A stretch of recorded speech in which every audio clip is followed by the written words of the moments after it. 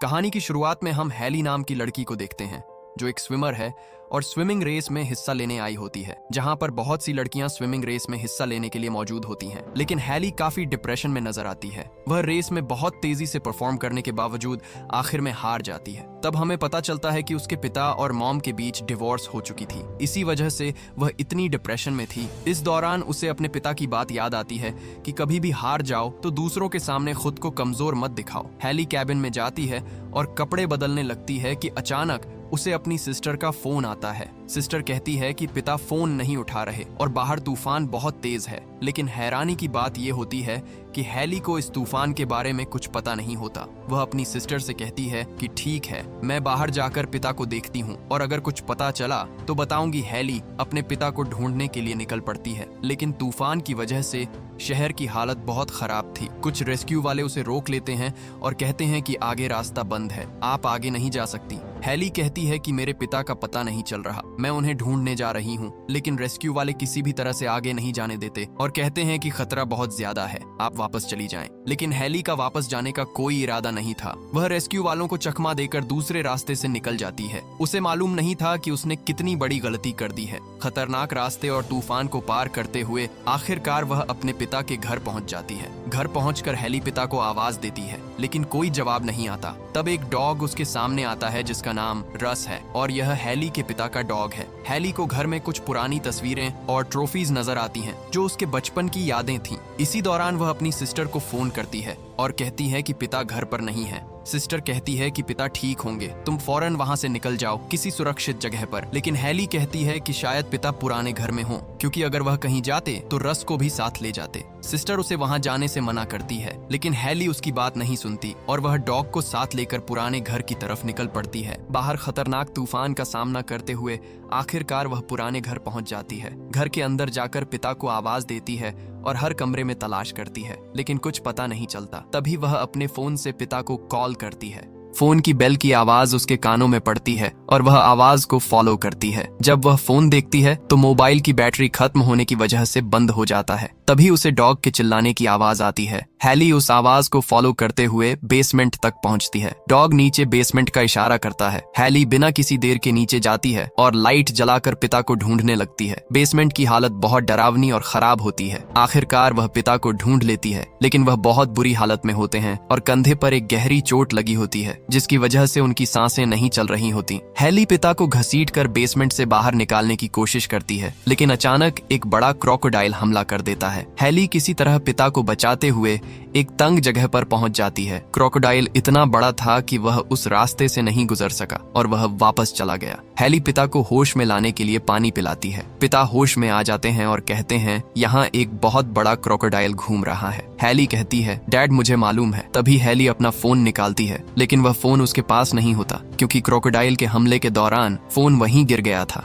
Heli पिता से कहती है, मुझे फोन वापस लाना होगा ताकि हम किसी को मदद के लिए बुला सकें। पिता कहते हैं, ठीक है, लेकिन ध्यान से जाना। हैली किसी तरह बचते हुए अपने फोन तक पहुंच जाती है और कॉल करने ही वाली होती है कि अचानक एक क्रोकोडाइल उस पर हमला कर देता है। वह उसकी टांग को खींचकर मारने लगता है। हैली जोरदार हमला करके बाहर निकलती है। तभी एक दूसरा क्रोकोडाइल आ जाता है। हैली किसी तरह इन दो क्रोकोडाइल से बचते हुए एक तंग जगह तक पहुंच जाती है जहां वह हमला नहीं कर सकते। हैली बुरी तरह फंस चुकी होती है। तभी पिता उसे आवाज देते हैं, क्या तुम ठीक हो? हैली कहती है, जी पापा, मैं ठीक हूँ। हैली को काफी जख्म आए होते हैं। वह अपनी हिम्मत से उन्हें बांधती है। धीरे धीरे बेसमेंट में पानी भर रहा होता है और अगर उन्हें यहाँ से निकलना है तो कोई रास्ता ढूंढना होगा। इसी दौरान हैली को बेसमेंट के बाहर कुछ लोग दिखाई देते हैं जो तूफान का फायदा उठाते हुए एक एटीएम मशीन और दूसरी चीजें उठाकर ले जा रहे थे। वह कहते हैं, आज तो हम मालामाल हो गए, लेकिन उन्हें मालूम नहीं था कि उनके साथ क्या होने वाला है। हैली अपनी टॉर्च जलाकर उन्हें इशारा देती है। एक लड़का उसे देख लेता है और उसके पास जाने की कोशिश करता है, लेकिन अचानक एक क्रोकोडाइल उस लड़की पर हमला कर देता है